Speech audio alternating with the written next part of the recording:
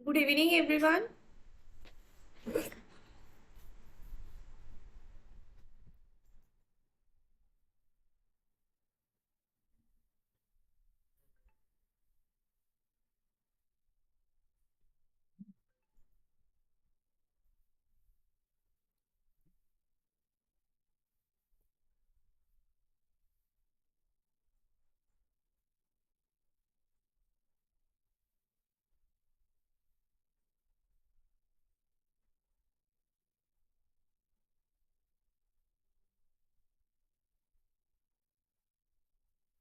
Yes, good evening, everyone.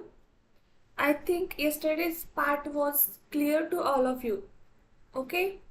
कालचा part आपण पाहिलेला आहे त्यामधल्या सगळ्या गोष्टी क्लिअर झालेल्या आहेत आय थिंक. बरोबर आहे. तर आज आपण पुढचा पार्ट बघणार आहोत.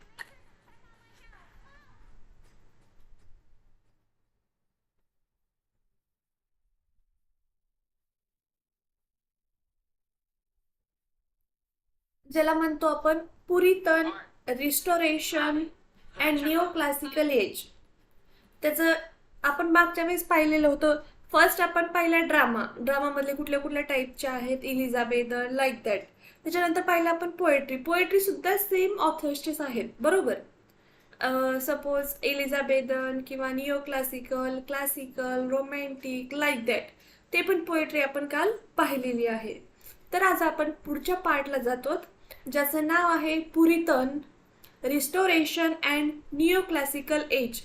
म्हणजे त्या त्या एरामध्ये त्या त्या ड्युरेशनमध्ये कुठले कुठले पुरितन असतील, रिस्टोरेशन्स असतील आणि निओ क्लासिकल एजमध्ये काय काय झालं ते आपण पाहणार आहोत. Just a minute.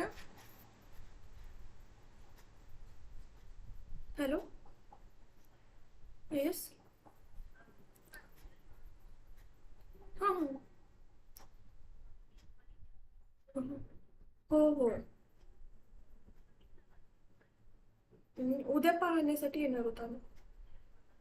Yes.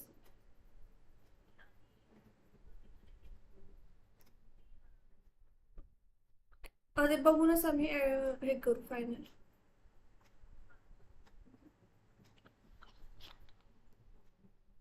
Okay. तर what do you mean by the Puritanism म्हणजे काय ते आपल्याला आज पाहायचं आहे. Okay. Now first of all I want to discuss that what do you mean by the Puritan age. Puritan age म्हणजे नेमकं काय, कुठलं एज आहे, काय म्हणायचं, त्यामध्ये काय झालं, याबद्दल आपण थोडंसं ब्रीफमध्ये पाहूया. तर मग आपल्या पार्टला सुरुवात करूयात. Okay. The Puritan age is named after the rise of the Puritan movements in England in the 17th century. Actually हे जो एरा आहे हा कुठल्या सेंचुरीमध्ये आहे, 17th सेंचुरीमधला आहे, 17व्या शतकातला आहे. And it is Puritanism, a religious reform movement in the late 16th and 17th centuries that sought to purify the Church of England of remnants of the Roman Catholic popery that Puritans claimed had been retained after the religious settlement reached early in the region of the Queen Elizabeth. Already we have seen the duration or the era or age of the Elizabethan poetry as well as drama होती, poetry होती. मग जे काही ते movements झाले religious म्हणजे आपण काय म्हणू धार्मिक, जे काही मुवमेंट्स झाले, जे काही मॉडिफिकेशन्स झाले, आपल्याला माहिती आहे रामायण असेल, महाभारत असेल किंवा त्याच्या पुरातन कलयुग, सत्ययुग बरोबर, हे जे काही आपले युग आहेत हे चेंज झाले. म्हणजेच काय झालं, आपलं रिलिजियस रिफॉर्म्स मुवमेंट झाले, काहीतरी बदल झाले, त्यामध्ये हालचाल झाली. ह्या सगळ्या गोष्टींनाच आपण काय म्हणतो पुरितन किंवा पुरिटॅनिझम. म्हणजे हे आपल्या मागे काही जे काही घडलेलं आहे धार्मिक गोष्टींमध्ये जी काही हालचाल झाली, जी काही मुवमेंट्स झाले, जे काही मॉडिफिकेशन्स झाले किंवा जसं काही एरा चेंज झालं. जर तुमच्या माहितीचं आपण रामायण असेल, महाभारत असेल खूप वेळा ऐकलेलं आहे, काही जणांनी पाहिलेलं असेल, कोणाला इंटरेस्ट असेल नसेल, that will be other things. Okay. But in that scene जर तुम्हाला माहिती असेल तर महाभारत जेव्हा घडले, तो जो एरा होता महाभारताचा, त्यामध्ये तुम्हाला ऑब्व्हियसली माहिती असतं अर्जुन जो होता तो म्हणजे बाणमध्ये सर्वश्रेष्ठ होता तो, बरोबर. तर त्याच्याकडे प्रत्येक प्रकारचा बाण हा तो चालवू शकत होता. पण जेव्हा त्याचा काळ संपला, त्यानंतर जेव्हा मनुष्यांवरती अन्याय होत होता, तेव्हा त्याला राग येऊन तो बाण चालवत होता कलियुगमध्ये, बरोबर. तर त्या कलियुगमध्ये त्या अर्जुनाचे बाण हे काहीही काम करू शकत नव्हते. म्हणजेच काय, त्याचा काळ बदलला, त्यामुळे त्याचा काही इफेक्ट होत नाही. त्याच्या नॉलेजचा असेल, त्याच्या पराक्रमाचा असेल. That will be the one of the lesson to the next generation students. Okay. And that will be the movement of your religious of your era. Okay. That are nothing but the Puritan किंवा Puritanism. आणि हे फर्स्ट of ऑल कुठे बघितलेले? In the Church of England. Puritans become noted in the 17th century for a spirit of the moral and religious earnestness that informed their whole way of life, and they sought through church reform to make their lifestyle the pattern for the whole nation. Their efforts to transform the nation contributed both to civil war in England and to the founding of the colonies in America as working models of the Puritan way of life. As we know that, good evening Pallavi ma'am. Okay, आपण ठीक आहे, संपवच्या आधी 5 मिनिटांमध्ये आपण overview घेऊयात का? कारण आता आपण सुरू केलंय, तर हे पूर्ण करूयात आणि मग ते घेऊयात. Is it okay with you ma'am?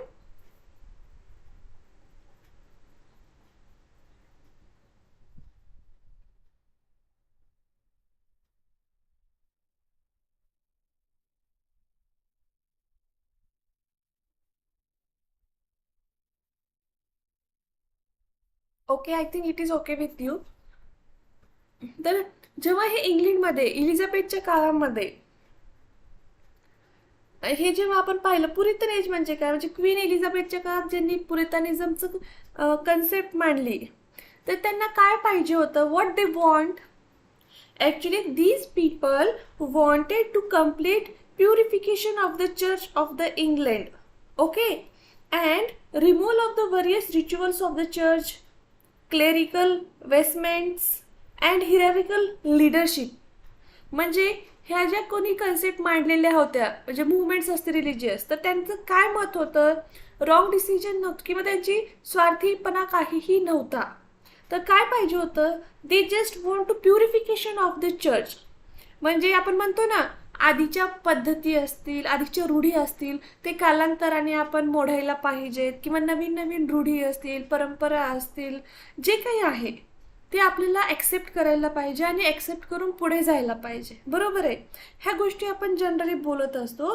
That in that case also in England also they want purification of their church and removal of the various rituals. म्हणजे जुन्या जे काही पद्धती होत्या, हे असंच करायला पाहिजे, ते तसंच, it should be like that, it should be like this, that should be overcome, that should be avoided. Clerical vestments and hierarchical leadership.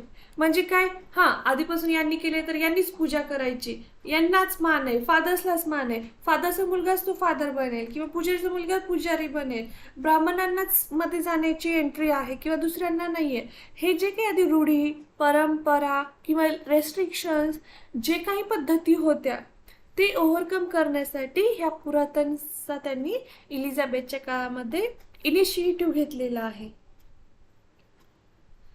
The Puritans emerged as a strong political force during the English Civil War, which was a series of conflicts between Charlie's supporters and the parliamentarians of the Roundheads on the other hand, constituting Puritan middle class. म्हणजे हे 1600च्या काळामध्ये एक वार झाला होता, English war म्हणतात. त्यामध्ये political force होता, पार्लिमेंटची लोक होती. तर त्या काळामध्ये चार्लीजमध्ये आणि पार्लिमेंट्समध्ये हा वार झालेला होता. आणि ह्याच वारला पुरितन मिडल एज म्हणतात. ओके, म्हणजे ह्या काळामध्ये जास्त पुरितन तुमचं क्रिएट झालं.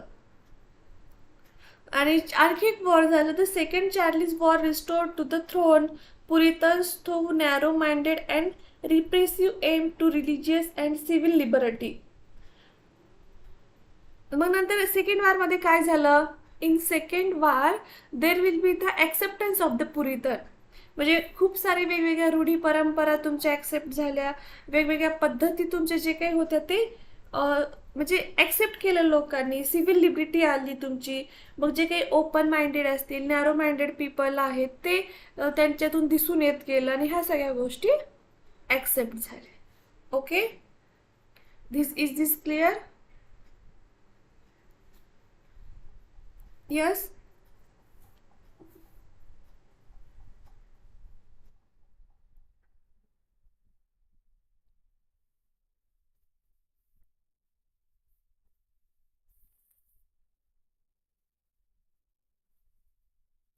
Now this is we can say that history of our पुरातन किंवा पुरेथिनिझम. म्हणजे काय यामध्ये हेनरी कोण कोण इन्क्लूड होतं, कुठल्या कुठल्या काळामध्ये, एक आपण ब्रीफमध्ये 5 मिनिटामध्ये पाहूयात. King Henry 8 separated the Church of England from the Roman Catholic Church in 1534, and the cause of Protestantism advanced rapidly under Edward VI reign 1547 to 53 during the reign of Queen Mary. However, England returned to Roman Catholicism and many Protestants were forced into the exile. Many of the exiles found their way to Geneva, where John Calvin's church provided a working model of the disciplined church. Out of this experience also came the two most popular books of Elizabethan England, the Geneva Bible and the John Fox Book of Martyrs, which provide justification to English Protestants to view England as an elect nation chosen by God to complete the work of the Reformation. Getting concept. काय झालं, हेनरीच्या काळामध्ये Henry 8 separated the Church of England from the Roman Catholic. आपल्या रूढी परंपरा जे पडत गेल्या होत्या आधीपासनं, ओके, तर ते काही जे रूढी परंपरा होत्या ते फॉलो होत होत्या. तर याच काळामध्ये काही राजे महाराजे किंवा राणी ह्या सगळेजण काय करायचे की बाबा जे काही म्हणजे रिफॉर्मेशनसाठी गरजेचे रूल्स आहेत, रेग्युलेशन्स आहेत किंवा वॉट एव्हर ओपन माइंडेड आपण म्हणतो ना की खूप ओपन माइंडेड आहेत किंवा हे रिलिजियस चुकीचे आहेत, आपल्याला बंद करायचं, हे जे काही गोष्टी आहेत ह्या गोष्टी या राजांनी किंवा जे हे पुढचे जनरेशन होते त्यांनी ते सुरुवात केली होती. जसं की किंग हेनरीने काय केलं होतं, त्याचं चर्च हे सेपरेट करून घेतलं रोमन कॅथोलिक चर्चमधून. ओके, जे की बाय अनुवंशिकतेने आलेलं होतं त्यामुळे. आणि त्याच्यामध्ये काय झालं, रॅपिडली अंडर द म्हणजे advance rapidly under the Edward VI म्हणजे ते प्रोटेस्टॅन्टिझममध्ये गेलं. नंतर क्वीन मॅरी 553 ते 558 काय झालं, म्हणजे त्यांनी स्वतःचे ते चेंजेस केले. कशासाठी चेंजेस केले हे आपल्याला एलिझाबेथनच्या काळामध्ये झालेल्या गोष्टी जेन्वा बायबल आणि जॉन फॉक्समध्ये पण आपण पाहू शकतो. which will provide the justification of English Protestants to view England as an elect nation chosen by. म्हणजे त्यांचं म्हणणं असं आहे की हे इंग्लंडमध्ये सुरुवात झाली पुरितनची, पुरितनिझमची. आणि कशापासून सुरुवात झाली, त्यांची चर्च ऑफ इंग्लंड म्हणजे स्टार्टिंग इंग्लंडमध्ये झाली. तर मग त्यांचं म्हणणं असं झालं की बाबा आमच्यावरती देवाची कृपा आहे की हे काही जी रिफॉर्मेशन करायचं आहे, नवीन पद्धती, नवीन एरा, नवीन जनरेशन, नवीन रिच्युअल्स जे काही आणायचे आहेत, रिफॉर्मेशन आणायचं आहे, त्यासाठी England will be elected to complete the reformation. आपण म्हणतो ना कधी कधी आम्ही खूप नशीबवान आहे की आम्हाला देवाची कृपा प्राप्त झाली, आम्ही खूप नशीबवान आहेत की आम्हाला हे भेटलं किंवा आमच्या थ्रू ही गोष्ट होतीये, like that. Okay, thus Elizabeth's accessions in 1558 was enthusiastically welcomed by these Protestants, but her early actions while re-establishing Protestantism disappointed those who sought extensive reform, and this faction was unable to achieve its objective in the convocation. The primary governing body of the church. म्हणजे काय झालं, आता तुम्हाला माहिती आहे, जेव्हा आपण एखादी नवीन गोष्ट सुरुवात करतो किंवा नवीन गोष्टी करायला लागतो, आणि नाव छोट्या छोट्या गोष्टींसाठी पण आपल्याला किती अर्थ येऊ शकतो. There will be the politics, there will be the negative peoples, there will be the surrounding. All these things will matter for each and every action whatever you are doing. Correct. Similarly, when Elizabeth started his things of reformation, in that case, she enthusiastically started his work. But some people are interested with her, support her. But some people were there. Actually, we can say that ज्यांना पटत नाही, ज्यांना असं की जे रूढी परंपरा आले तेच फॉलो, सो दॅट आमचं म्हणजे स्वार्थ असतो किंवा जे सेल्फिश असतात, त्यांना वाटतं की जे चालू आहे तेच चालू, म्हणजे आम्हाला कष्ट करण्याची गरज नाही आहे. मग त्यांच्यात तितकं नॉलेज असू द्या, तितकी ॲबिलिटी असू द्या, ह्या गोष्टी मॅटर करतात ना.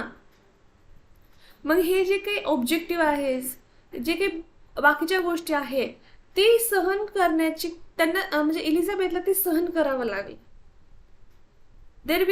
this faction was unable to achieve its objective in the convocation. म्हणजे काही जणांनी खूप त्रास दिला असेल, काही जणांनी डिसअपॉइंट केलं असेल, डिमोटिवेट केलं असेल, मग तेव्हा काही प्रायमरी गव्हर्निंग बॉडी असेल, चर्चची वगैरे, तेव्हा ते सपोर्ट केले, ज्यामुळे ते एलिझाबेथला शक्य होऊ शकले. Many of this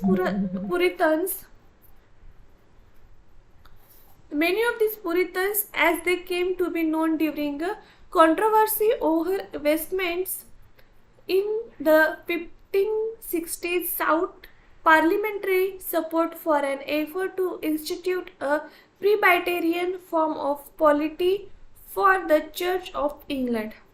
Other Puritans, concerned with the long delay in reform, decided upon a reformation without tarrying for any. These separatists repudiated the state church and formed voluntary congregations based on the convenient God with God and among themselves. Both the groups, but especially the separatists, were repressed by the establishment, denied the opportunity to reform the established church. English Puritanism turned to preaching, pamphlets, and the variety of the experiments in the religious expression and in social behavior and the organization. Its successful growth also owed much to patrons among the nobility and in the parliament, and its control of college and professorships at the Oxford and the Cambridge. As we know that there will be the much struggle, much fight regarding everything. Similarly, here also two types of the we can say that separatist and the Presbyterian ह्या institute जे आहेत त्यांनी support केला, काही जणांनी oppose केला, त्यामुळे त्यांचे ऑक्सफोर्ड आणि कॅम्ब्रिजमध्ये त्यांनी ह्या सगळ्या गोष्टी मेन्शन केलेल्या आहेत आणि प्रोफेशनलशिप सुद्धा मेन्शन केलेल्या आहेत. ओके, सेम नेक्स्ट जनरेशनमध्ये काय काय झालं, that all things are mention here. Okay, character writers, major works, prose in the age of Puritans, that all things are mentioned here, like William Lord, James, Diggers. You can understand by reading it once. Okay, can we move forward? Yes.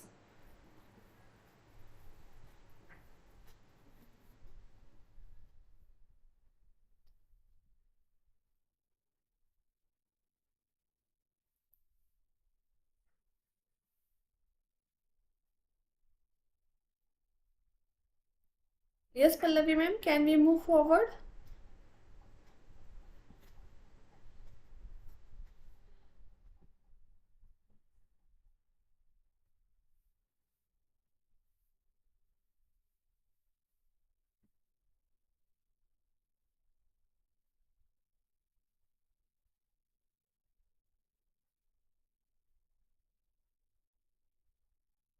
Okay, now next is the neoclassical period.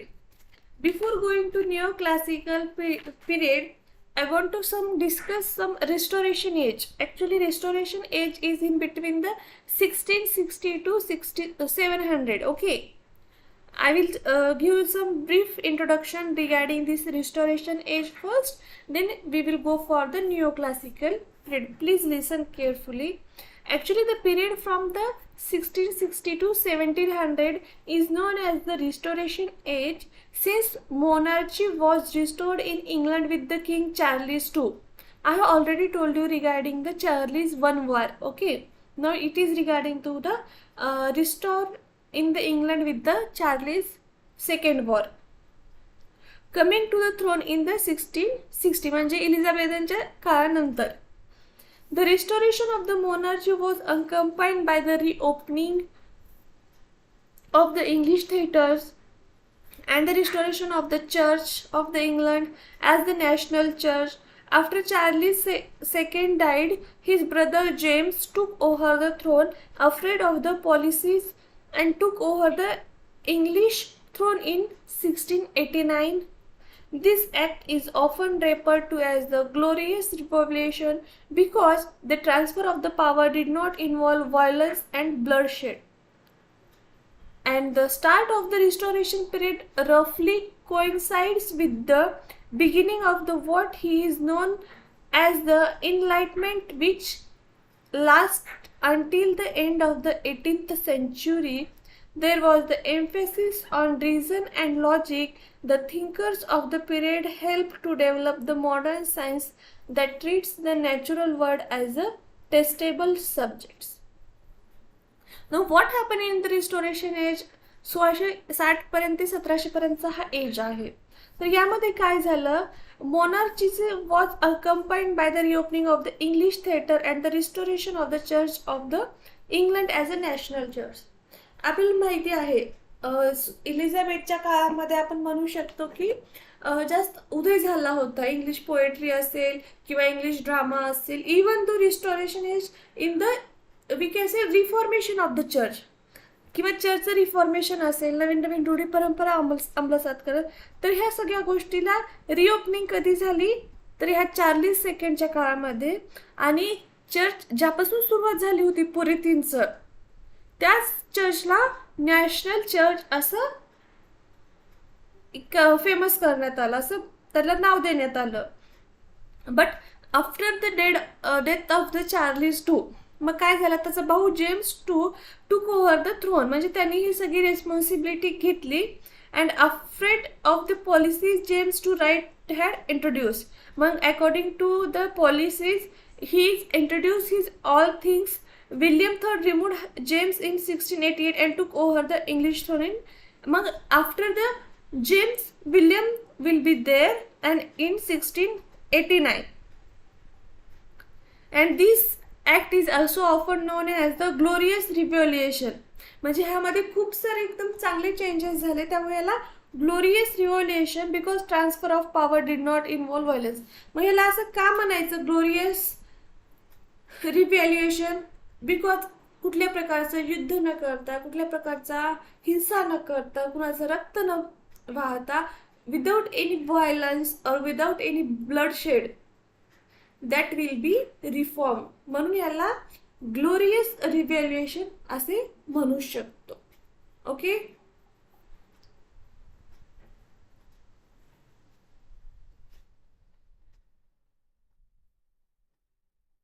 Getting?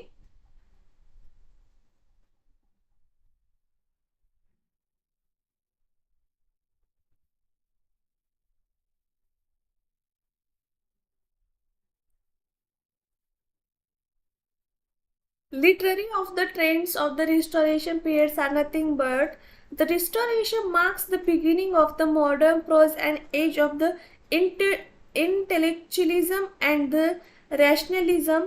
Many typical literary forms of the modern world, including the novel, biography, history, travel and writing, journalism, gained confidence during the restoration period.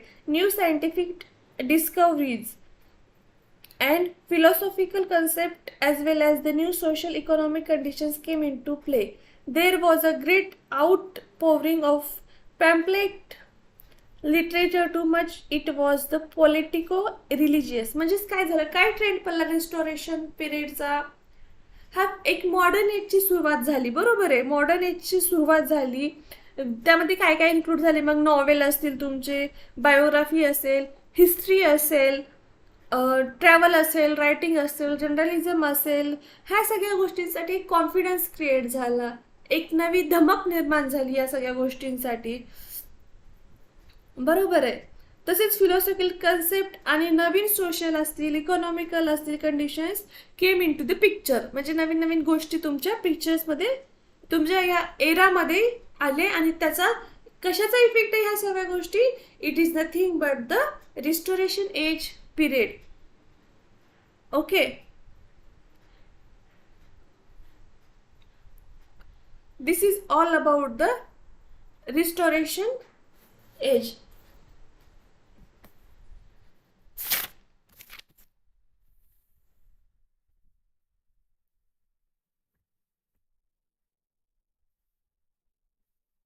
Now second one is nothing but the neoclassical period. After restoration age, there will be the next generation, next period is nothing but the neoclassical period, which will be the from 1700 to the 1798. Approximately we can say that the age of the neoclassical period is nothing but the 17th to 18th century. Getting? 1700 पर्यंतचा काळ होता तो कसला? रिस्टोरेशनचा. After restoration 1798 म्हणजे approximately मी 17 ते 18व्या शतकामध्ये म्हणू शकते the neo classical age will be there. और some of this people may called is at the Augustan age. Neo classical एजलाच आपण ऑगस्टन एज असेही म्हणू शकतो. चला तर बघूयात काय आहे हा neo classical period. Actually, the 18th century English literature is known as the Augustan age, the neoclassical period or neoclassical age and the age of reason. The term Augustan comes from the parallel between 18th century and the classical Augustan age of the Imperial Augustan century and Caesar. As the age of the Emperor Augustus was the golden age of the Roman Empire, similarly, it is seen that golden period in the history of the English literature. The writers of the 18th century imitated the literary forms and themes of the original Augustan writers such as Virgil and the Horace. Already we have seen neoclassical period in poetry as well as drama. I think you will be remember that things or you should remember that things. Correct? तुम्हाला ते लक्षात असायला पाहिजे. निओक्लासिकल drama काय, निओक्लासिकल poetry काय. According to that आपल्याला माहिती आहे this neoclassical period is also known as the golden period for the English literature, because in this era, in this period, in this age, whatever the writers are there, they are interacted with the people. They are thinking regarding the original conditions, original situations, and whatever the actual things will be there, that will be, we have to think and we have to do the action, do the poetry, do the drama, do the other things, like we have to put the novel, biography, Bible. That things will be depends on the original things. How we can develop that as a original, that things will be included in the neoclassical period. That's why it is also called as the golden era for the English literature. थोडक्यात आपण असं म्हणू शकतो, जो काही या English लिटरेचरचा उदय झाला आहे किंवा जे काही त्यांनी भरारी घेतलेली आहे ती याच पिरियडमध्ये घेतलेली आहे, याच एजमध्ये घेतलेली आहे.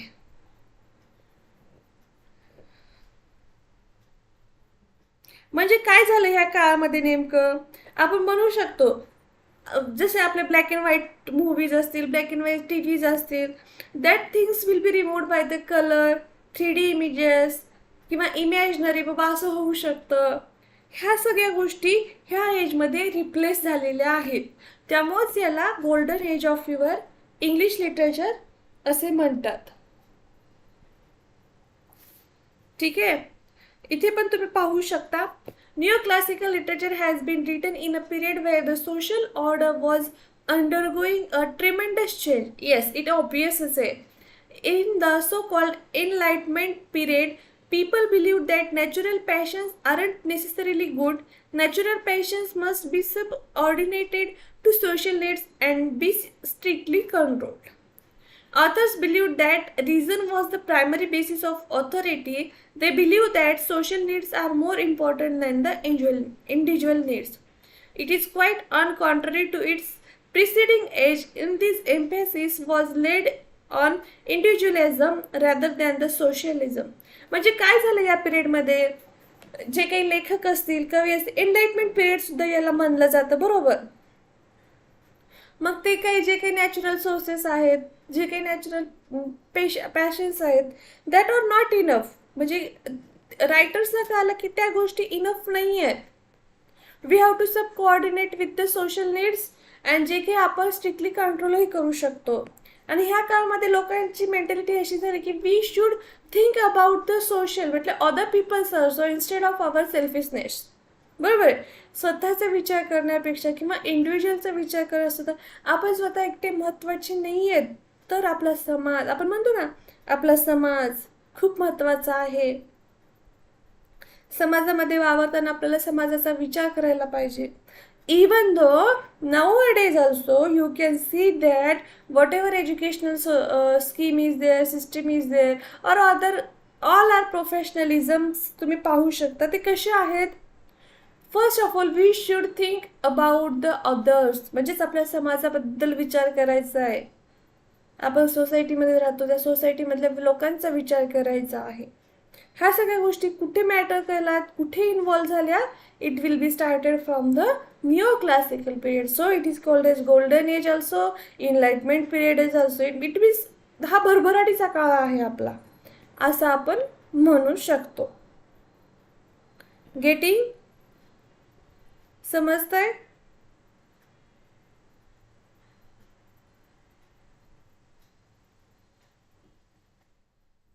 नॉट ओनली द पर्सेसेस किंवा लिटरेचरच नाही झालं, तर सोशल आणि इकॉनॉमिक्सचं सुद्धा या काळामध्ये भरभराट झालेला आहे.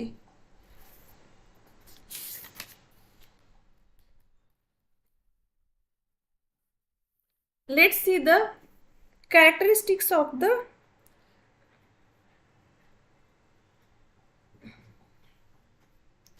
आवर दिस एरा. काय कॅरेक्टरिस्टिक्स आहेत बघायच्या आपण. खूप चांगलं हे बघूयात, नंतर मी तुम्हाला इथला सांगते. ठीक आहे. The main literary characteristics of this age can be like that we can say that this was an age of new prose forms such as periodicals, criminal biographies, travelogues, political allegories and the romantic tales. म्हणजे ह्या गोष्टी काय काय include झाली यामध्ये. Travelling include झाली, political include झालं, पिरियडिकल्स ही criminal biographies झाल्या. म्हणजे वेगवेगळ्या पद्धतीचे जे काही बायोग्राफिकल असतील किंवा अदर्स नॉवेल्स असे जे काही प्रकारचे आहेत, आपण म्हणतो त्या गोष्टी यामध्ये इन्क्लूड झालेल्या आहेत. देन दिस एज सॉ rise of the novel as a genre. It became the most important literary expression of the biologists and middle class. Defoe, Richardson, Fielding, Somalt were the main exponent of this form. म्हणजे ह्या जे काही हे माणसं आहेत, Defoe, Richard, ज्यांनी आपला जीवतोड प्रयत्न केलेला आहे ह्या रिफॉर्मेशनसाठी, तर ह्या सगळ्यांचा यामध्ये खूप खारीचा वाटा आहे. Sentimental comedy was a new dramatic form that became popular during this age, but was later busted by writers such as Goldsmith. म्हणजे म्हणतो ना आपण ह्यामध्ये वेगवेगळ्या टाईपचे dramas, imaginary, different types of criminal किंवा कॉमेडी ह्या सगळं इन्क्लूड झालेलं आहे. त्याच प्रकारे सेंटिमेंटल कॉमेडीज आपण बघू शकतो. सध्याच्या मूवी पण आपल्या सेंटिमेंटल कॉमेडीज असतात, दॅट जे चालतातही जास्त, एंटरटेनमेंटही होती त्यांची, बरोबर. तर ह्या सगळ्या गोष्टी यामध्ये इन्क्लूड झालेले आहेत. ते इन्फ्लुएन्स ऑफ द मटेरियलिझम, वेगवेगळ्या टाईपचं मटेरियल इन्क्लूड झालं, म्हणजे influence of materialism. when Pope declares the limits of man, he also sets by implications the limits for the artist. Know them thyself, presume not God to scan. The proper study of the mankind is man. बरोबर आहे. काय म्हणलेलं आहे? Know them thyself, presume not God to scan. The proper study of mankind is man. माणसानेच माणसाला व्यवस्थित ओळखायला पाहिजे.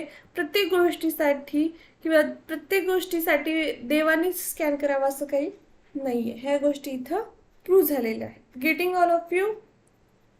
Yes.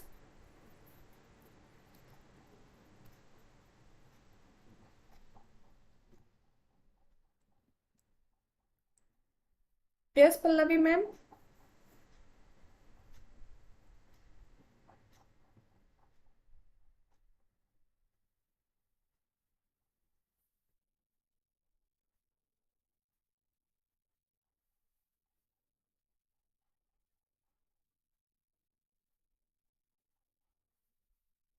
Okay, तर मग ह्याचे काही लिमिटेशन्स आहेत का? आता मी जे तुम्हाला सांगितलं एक्झाम्पल त्याचे. One of the most important feature of the neo classical literature is the imitations of the classics of the ancient Greek and the Roman literature. Although the Renaissance writers had imitated the classics, whereas the Renaissance writers made derived inspiration from the classic rather than the copying the models of the past, and the neoclassical writers strictly adhered to authority of their models. Thus neoclassical literature can be called as the traditional. यालाच आपण काय म्हणतो? Traditional. हे एक imitation of our निओक्लासिकल age आहे. Pop, Swift हे तुमचे सगळे काय आहेत? लेखक आहेत, रायटर्स आहेत. Now what is the concept of the nature?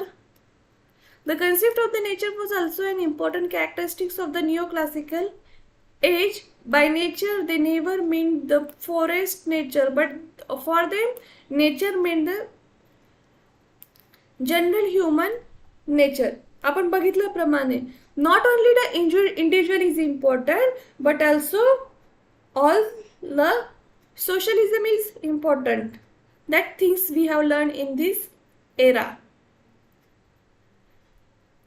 The general human nature was not what the ordinary men or women felt that thought that, but the standard view of the human nature as held by the Homer and the horse.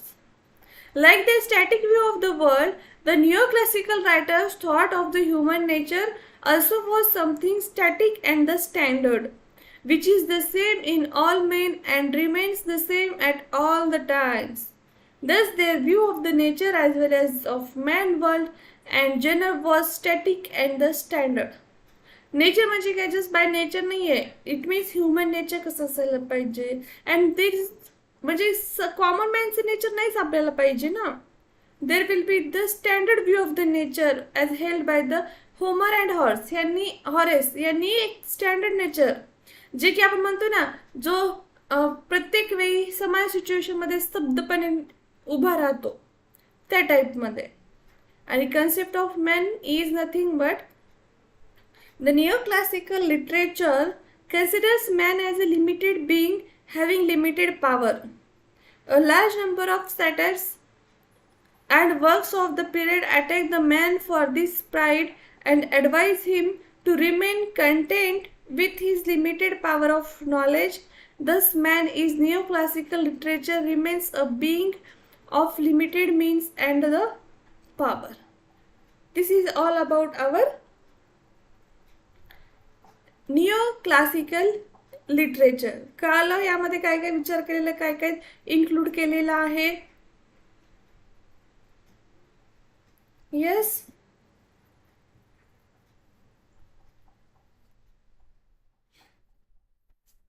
Yes Pallavi ma'am, yes और no?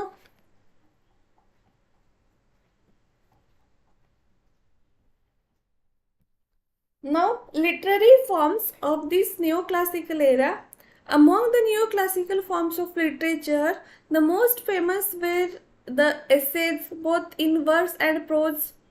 While drama declined, the almost disappeared during the latter part of the period novel made its beginnings. Already I have told you that in this era, या एरामध्ये novels असतील, बायबल्स असतील, biographical असतील किंवा imaginary part असेल, कारण या एरामध्ये mainly जो काही गोल्डन एज म्हणतो आपण किंवा enlightenment age of this area, म्हणजे यामध्ये खूप सारे जुने जे काही पद्धती होत्या that will be reforms modified. One of this is nothing but tiber. पहिले आधी काय असायचे, निबंध वगैरे, that essays will be there in both the verse and prose form. While drama decline and almost disappear during the latter part of this period.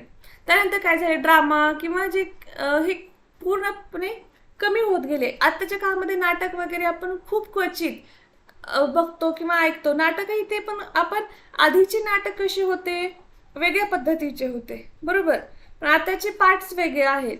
मग म्हणजे कालांतराने या निओ क्लासिकल एज नंतर ते पूर्णपणे बंद झालेले आहेत जे आपण पूर्वी पाहायचो. मग त्या ठिकाणी काय आले, नॉवल आले, बरोबर. नॉवलची सुरुवात असेल, बायबल असेल, बायोग्राफी असेल, that things will be came into the picture. The literature of this area was mostly comic and satiric. An important failure of the age was to produce tragedy. त्या काळामध्ये फक्त काय possible नाही झालं होतं, तर फक्त ट्रॅजेडी पॉसिबल झाली नव्हती, जी की आता सध्याच्या काळामध्ये पॉसिबल आहे, बरोबर. Now neo classical drama falls into the 2 phases. 2 phases divide केलं होतं. मी म्हणलं होतं ना 17th to 18th century. The restoration drama 17 to 18 and sentimental drama 18th century. In the restoration age, drama rose in the form of comedy of manners, but in the second phase it declined as the Elizabethan dramas like those of Shakespeare were reproduced and age itself did not produce drama, thus the decline of the drama happened. We have already discussed regarding the restoration age. मी तुम्हाला आधीच सांगितलं होतं restoration age काय होतं. After the एलिझाबेथनचं जे होतं, एलिझाबेथनच्या काळातल्या गोष्टी, त्या गोष्टी मॉडिफाय करत होतो, बरोबर. तर इथे काय झालं, जे काही कॉमेडी असतील, कॉमेडी किंवा साधे जे आपले आपण म्हणू शकतो ना ड्रामा वगैरे, ते म्हणजे नको नकोशी होती त्या काळामध्ये. कारण शेक्सपियर सारखे जे काही रायटर्स होते, it will did not produce the drama. म्हणजे त्यांनी काही काही नवीन गोष्टी, नॉवेल, बायबल हे प्रोड्यूस केलं होतं. That's why drama will be decline. Now the new restaurant writers started inventing new words and regularising vocabulary and grammar. Complex bodily metaphysical language such as Shakespeare used in this major tragedies was clarified and simplified. म्हणजे नंतर जे काही improvement होत गेले. Moreover, the plays of neoclassical age compared to those of Shakespeare plays are the single plot line and strictly limited in the time and the place. Neoclassical period is often called as the age of reason. Thinkers of this age considered reason to be the highest mental faculty and sufficient guide in all areas. Both the religious beliefs and morality were grounded on reason. In literature also, the reason is predominant in the neoclassical age. Emotions and imaginations are also present, but in a controlled way. म्हणजे ह्या सगळ्या गोष्टी cover झाल्या, पण एक control वे, म्हणजे limitations होते त्याला काहीतरी. तर what will be the conclusion of this our neo classical age? The neo classical period in literature brought a sense of decorum and stability to writers. There were rules to be carefully followed. It was a time of careful moral appearance, though appearances were more valued than honesty. However, the some of the England's most brilliant literature can be credited to this area. जे काही आपण आता discuss केलेलं आहे त्याची summary काय? The new classical literature एक म्हणजे आपण म्हणतो ना लेखकांना किंवा रायटर्सला एक त्यांचा वे भेटला, त्यांचा मार्ग भेटला, काय लिहायचंय कसं लिहायचंय. त्यामध्ये त्यांनी रूल्स रेग्युलेशन फॉलो करायला लावले, जे की तुमच्या ऑनेस्टीपेक्षाही ते रूल्स अँड रेग्युलेशन्सला खूप महत्त्व दिलेले होतेच. आणि याचमध्ये काय तर some of England most brilliant literature can be credited to this area. म्हणजे इंग्लंडचा एक खूप महत्त्वाचा एरा किंवा महत्त्वाचं लिटरेचरमधून म्हणून ह्या निओ क्लासिकल एजला मानलं जातं. I think this is clear to all of you. If any doubt any query please ask me.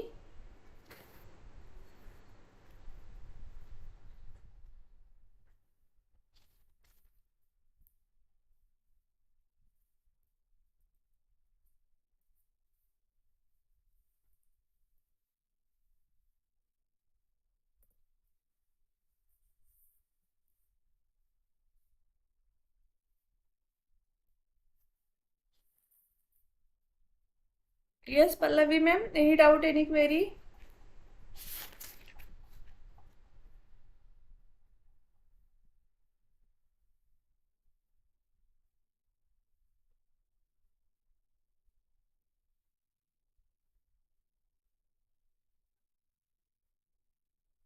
Yes, Pallavi ma'am.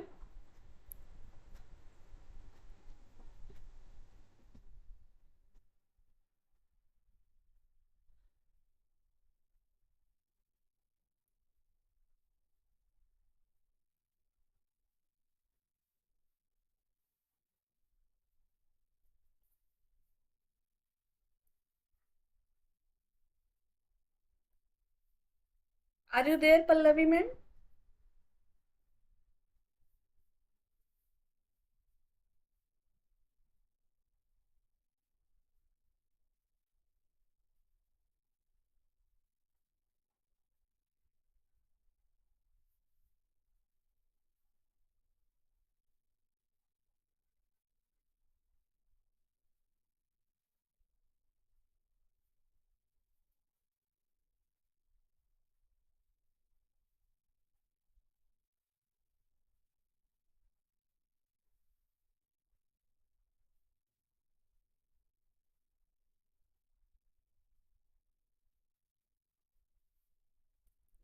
Okay, कालचं आपण थोडंसं एक ब्रीफमध्ये पाहूयात.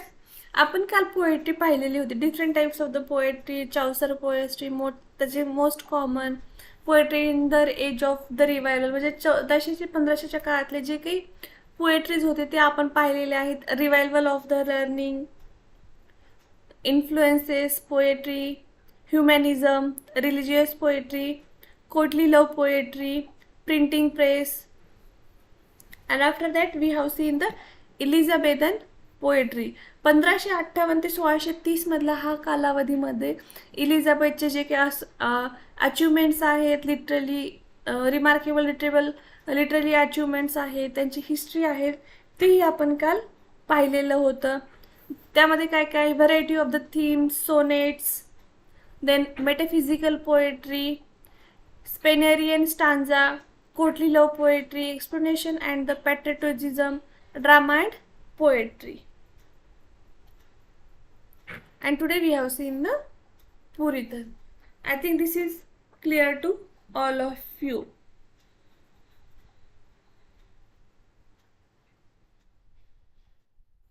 Okay, I think all of you clear. So today we will stop here. We will see next part in the next lecture.